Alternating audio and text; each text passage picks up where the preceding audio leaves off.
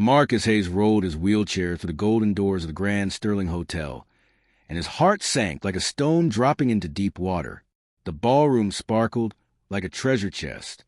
Crystal chandeliers hung from the ceiling like frozen waterfalls. White flowers covered every table. Music floated through the air like butterflies. Everything was beautiful. Everything was perfect. But nobody looked at him. Marcus wore his best blue suit, the one he saved for special days. His tie was straight. His shoes were shined so bright you could see your face in them. He had driven 2 hours to get here because Catherine, the bride getting married today, had sent him an invitation with gold letters on it. He thought she wanted him here. Now he wasn't so sure. 6 women walked toward him.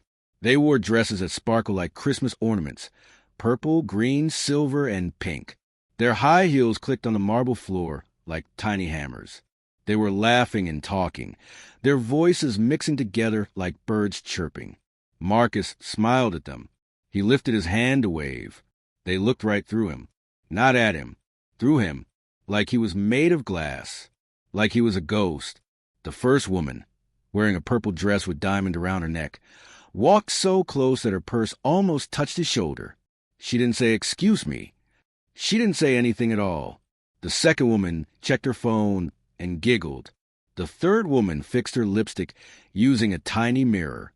The fourth, fifth, and sixth women chatted about the wedding cake, the flowers, and whether the groom was handsome enough for Catherine.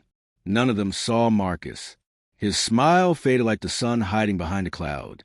Marcus had been in a wheelchair since he was 19 years old. A car accident had changed his life forever, but it hadn't changed who he was inside. He was still Marcus, the boy who loved building things, who dreamed big dreams, who worked hard and created a company that made special computers for people who needed extra help. He was still Marcus, the man who gave money to build playgrounds where kids in wheelchairs could play alongside kids who could run and jump. He was still Marcus, a human being who deserved to be seen. But tonight, he felt invisible. He rolled his wheelchair toward the entrance of the ballroom, searching for his table. Where was he supposed to sit? The invitation didn't say. He looked around, hoping to catch someone's eye, hoping someone would help him. More guests walked past. A tall man in a black tuxedo stepped around Marcus's wheelchair without even glancing down. 2 teenagers nearly bumped into him, then gave him an annoyed look like he was in their way. An older couple whispered to each other as they passed. Marcus heard the words, "Shouldn't be here. Can't even dance. Why would Catherine invite?" The words felt like tiny knives. Marcus's chest felt tight. His throat hurt. He wanted to leave, to roll right back through those golden doors and drive home. Who cared about the 2-hour trip? Who cared about the gold invitation sitting in his jacket pocket? Nobody here cared about him. He took a deep breath. No, he told himself. Catherine invited me. I belong here. I'm not leaving. But where should he go? He rolled a little farther into the ballroom. The music got louder. More people crowded around, holding champagne glasses and laughing.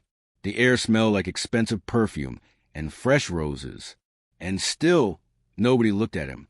A waiter carrying a tray of tiny sandwiches walked right past him without offering him one. A photographer snapping pictures of guests turned her camera away when Marcus rolled into view, like he would ruin the perfect shot.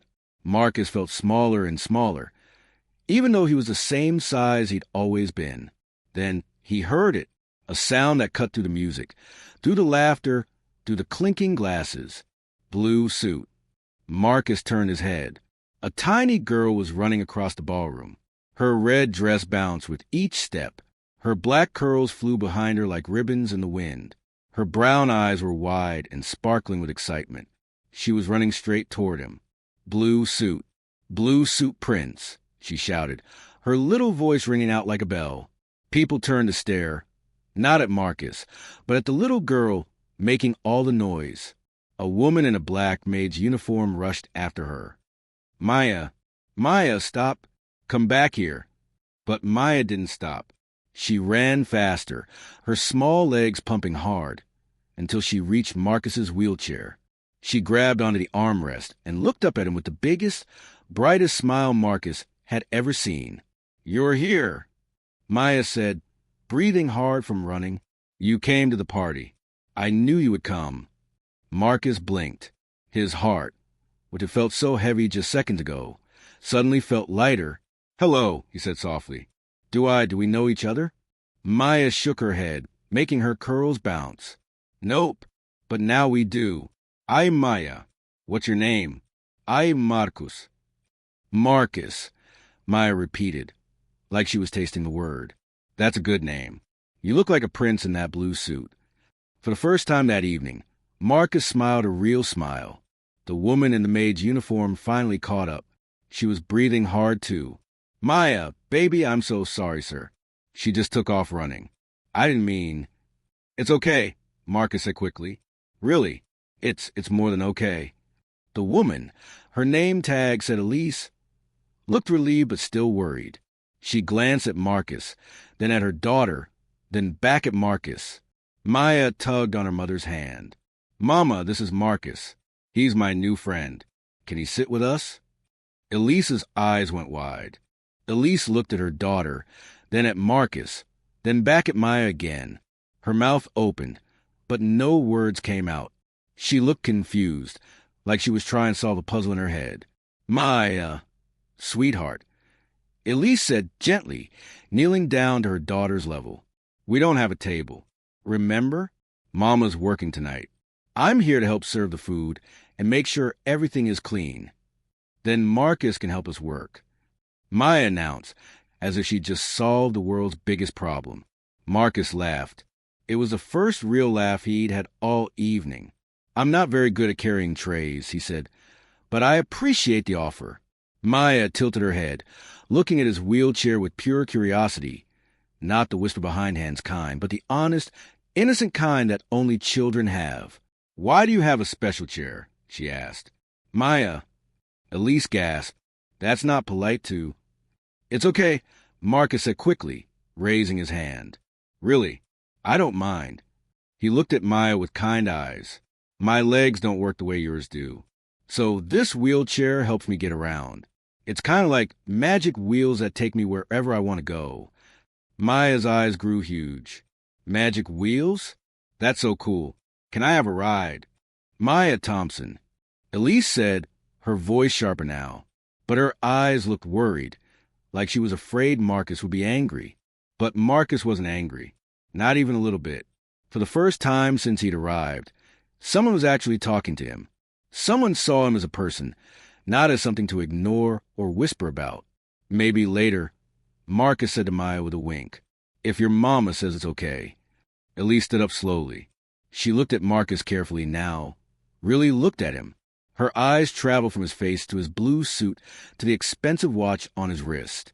Something clicked in her mind. Wait, she said slowly. Are you Marcus Hayes? Marcus nodded. Yes, ma'am. Elise's hand flew to her mouth. The Marcus Hayes? The one who built the new playground at Riverside Park? The one with the special ramps and swings? That's me, Marcus said quietly. Oh my goodness, Elise whispered. My nephew uses that playground every single weekend. He has cerebral palsy, and before you built that park, there was nowhere he could play with the other kids. Nowhere. You gave him something he never had before. Her eyes filled with tears. You gave him joy, she said, her voice cracking. And here you are, sitting at the entrance like nobody even sees you. Marcus felt his own throat get tight. It's okay. No, Elise said firmly. It's not okay. Not even a little bit. She turned around and looked at the ballroom. The 6 women in their sparkling dresses were standing near the chocolate fountain, laughing and eating strawberries. They still hadn't noticed Marcus. Elise's jaw set in a hard line. She looked like a warrior getting ready for battle. Maya, baby, hold Mr. Marcus's hand for just 1 minute. Mama needs to do something. Before Marcus could protest, Elise marched across the ballroom like a woman on a mission. Her black shoes clicked on the marble floor. Click, click, click, like a drumbeat before a storm. She walked right up to the 6 women. Marcus couldn't hear what Elise said, but he could see her pointing at him. He could see her talking fast, her hands moving in the air. He could see the exact moment when the women's faces changed. The woman in purple dropped her strawberry. The woman in green's mouth fell open. The woman in silver turned bright red. One by one, their eyes went wide. One by one, they looked across the ballroom at Marcus. And one by one, they realized what they had done. Maya squeezed Marcus's hand. "My mama's really brave," she said proudly. "She doesn't let people be mean." "I can see that," Marcus said softly. The 6 women started walking toward him. Not walking, rushing. Their high heels clicked faster now, a stampede of guilt and shame. The woman in purple got there first. She was breathing hard, and her face looked like she might cry. "Mr. Hayes," she said, her voice shaking. I don't know what to say. I walked right past you. I looked right through you like you weren't even there. I'm so sorry." "We all are," said the woman in green. "There's no excuse. None at all." The woman in silver clutched her purse like it was a life preserver. "I heard you speaking at the Children's Hospital fundraiser last year. You talked about dignity, about how everyone deserves to be seen and valued. And tonight I failed. I failed completely." Marcus looked at all 6 women. They looked genuinely sorry. Their eyes were filled with tears. Their hands were shaking. He could have been angry. He should have been angry. But Maya was still holding his hand, and her small fingers reminded him that kindness was more powerful than anger. "Thank you for apologizing," Marcus said quietly. "That takes courage." "Please," said the woman in purple, "please come sit at our table. We have an empty chair. Well, an empty space. You can roll right up.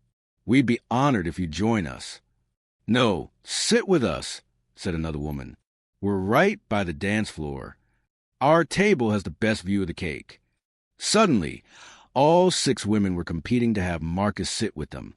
They were offering him champagne, promising to get him food, asking about his company and his work. It was too much, too fast. It felt overwhelming, like going from invisible to the center of attention in seconds. Marcus held up his hand. "Ladies, thank you. Really. But right now, I think I'd like to stay right here with my new friend Maya." Maya beamed up at him. "Really? You want to stay with me?"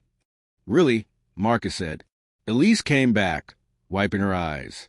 "I'm sorry if I caused a scene. I couldn't watch them ignore you anymore." "Don't apologize," Marcus said. "You did something brave. You stood up for someone who couldn't stand up for himself." He paused. "Well, you know what I mean."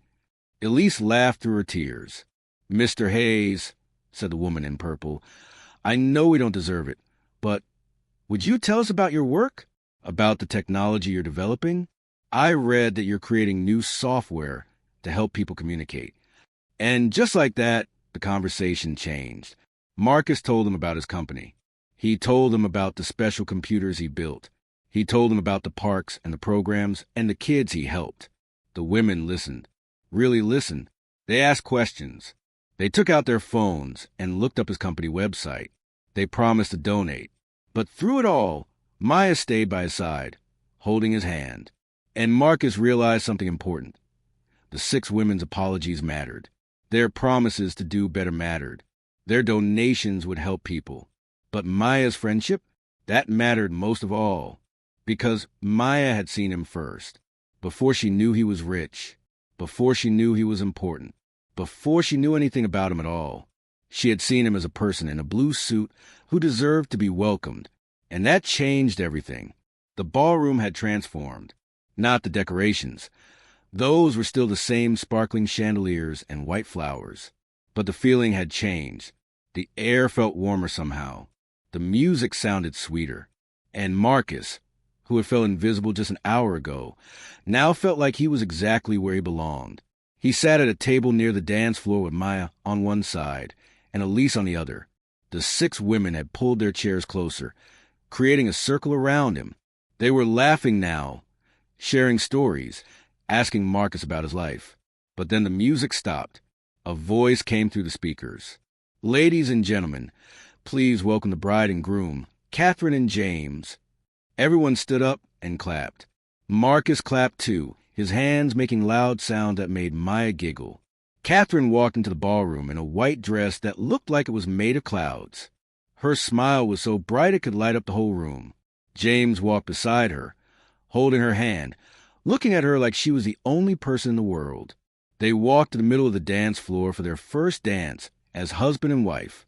But as Catherine twirled around, her eyes swept across the ballroom. She was looking at all her guests, smiling at each table. Then her eyes landed on Marcus, and her smile disappeared. The music kept playing, but Catherine stopped dancing. She let go of James's hand and walked off the dance floor, heading straight toward Marcus's table. Her white dress swished around her legs as she moved. Her face looked serious, not angry, but sad. Very, very sad. "Marcus?" she said when she reached him. "Marcus Hayes?" Marcus nodded. "Hello, Catherine. Congratulations on your wedding." Catherine's eyes filled with tears. "You're here. You actually came." "Of course I came. You invited me." "I know I did, but—" Catherine looked around at the crowded ballroom. "Where were you? I looked for you during the cocktail hour. I wanted to introduce you to everyone. I wanted to tell them about all the amazing things you do." Marcus hesitated. He didn't want to ruin her wedding day. "I was just taking my time, getting settled." But Elise stood up. "No, ma'am, that's not what happened." Catherine looked at Elise, confused. "What do you mean?" He was ignored. Elise said firmly, "He rolled through those doors over an hour ago, and people walked past him like he was invisible. They whispered about him. They acted like he didn't belong here." Catherine's hand flew to her mouth. No, that can't be." "It's true," said the woman in purple, standing up too. Her voice was shaking. "I was one of them. I walked right past him without even saying hello. I'm ashamed, deeply ashamed." The other 5 women stood up too, nodding. Their faces showed their guilt. Catherine looked at Marcus with tears streaming down her face. "Marcus, I am so sorry. This is my wedding. These are my guests. I invited you because you're important to me. You donated money to help my little brother when he needed special equipment for school. You've helped so many people. And my guests treated you like this." She turned to face the whole ballroom. Everyone was watching now, wondering why the bride had stopped dancing. "Can I have everyone's attention, please?" Catherine's voice rang out clear and strong. The room went silent. Even the band stopped playing. "I want to introduce you to someone very special," Catherine said. "This is Marcus Hayes. He's not just a guest at my wedding. He's a hero. He builds technology that helps people communicate. He builds playgrounds where all children can play together. He gives money to schools and hospitals and programs that change lives." She walked over to Marcus and knelt down beside his wheelchair so she could look him in the eyes. "And some of you walked past him tonight like he wasn't even here," she said, her voice breaking. "You saw his wheelchair and decided he didn't matter. You saw his difference and decided he didn't belong. But you were wrong. So wrong." The ballroom was so quiet you could hear a pin drop. Catherine wiped her eyes. "Marcus, I can't undo what happened tonight. But I can ask you, will you dance with me? Will you give me the honor of one dance?" Marcus felt his own eyes getting wet. "Catherine, you don't have to." "I want to," she said. "Please." Marcus looked at Maya, who was grinning so big her whole face looked like sunshine. He looked at Elise, who nodded encouragingly. He looked at the 6 women, who were all crying now. "Okay," he said softly. "I'd be honored." Catherine stood up and took Marcus's hand. Together, they moved to the dance floor. Marcus rolled his wheelchair, and Catherine walked beside him, their hands joined. The band started playing a slow, beautiful song. Catherine danced around Marcus's wheelchair, never letting go of his hand. She twirled and swayed, and Marcus moved with her, rolling in gentle circles. It wasn't traditional dance. It was something new, something better, and it was beautiful. The whole ballroom watched. Some people cried. Some people smiled. Some people looked ashamed. But everyone learned something that night. When the song ended, Catherine hugged Marcus tight. "Thank you," she whispered. "Thank you for coming. Thank you for giving me a chance to make this right. Thank you for seeing me, Marcus whispered back. Then Maya jumped up from her seat. My turn to dance. Everyone laughed as the little girl in the red dress ran onto the dance floor. Marcus scooped her up and set her on his lap, and together they spun around in circles while Maya giggled and waved her arms in the air. Elise joined them, dancing beside the wheelchair, her face glowing with joy and pride. Other guests started coming onto the dance floor, too. They introduced themselves to Marcus. They shook his hand. They asked about his work. They listened to his stories. The woman in purple asked if she could volunteer at his company. The woman in green promised to donate to his playground project. The woman in silver asked if he'd speak at her daughter's school about inclusion and kindness. One by one, strangers became friends. One by one, walls came down. And through it all, Maya stayed close to Marcus, holding onto his wheelchair like she was protecting something precious. As the night went on, Marcus realized something important. He had come to this wedding feeling small and invisible. He had almost left, almost given up, but one little girl had changed everything. One 4-year-old in a red dress had seen past his wheelchair, past his difference, past everything that made other people uncomfortable. She had seen him, just Marcus, a person who deserved kindness and friendship, and her courage had inspired everyone else to look again, to see what they had missed, to do better. When the wedding finally ended, Marcus rolled toward the golden doors to leave. Catherine and James walked with him, along with Elise and Maya. Will you come visit us? Maya asked, tugging on Marcus's sleeve. Please? I want to show you my toys. Marcus smiled. I would love that. And maybe, Elise added quietly, you could meet my nephew, the one who plays at your park. He would be so excited to meet you. I'd be honored, Marcus said.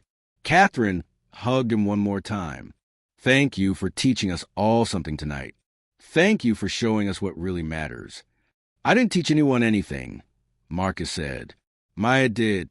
She showed everyone how easy it is to be kind, how simple it is to see someone as a person, not a problem. He looked down at Maya, who was yawning now, tired from all the dancing and excitement. You changed everything tonight, little one, he told her. Maya smiled sleepily. I just made a new friend. That's all. That's everything, Marcus said softly. As he rolled out through the golden doors, Marcus felt different than when he'd arrived. He felt seen. He felt valued. He felt like he belonged. All because one little girl had the courage to say hello. The ballroom lights twinkled behind him as he left, but Marcus carried his own light now. The light of hope, of friendship, of knowing that kindness can change the world. One small act at a time. One red dress at a time. One hello at a time. If this story touched your heart, if it reminded you to see people, really see them, then share it with someone who needs to hear it. Like this story if you believe in the power of kindness. Subscribe for more stories that remind us what it means to be human. Because every person, no matter how different, deserves to be seen. Every person deserves dignity. Every person deserves a little girl in a red dress who says, "You're my friend now." Let's be like Maya. Let's see each other. Let's change the world, one hello at a time.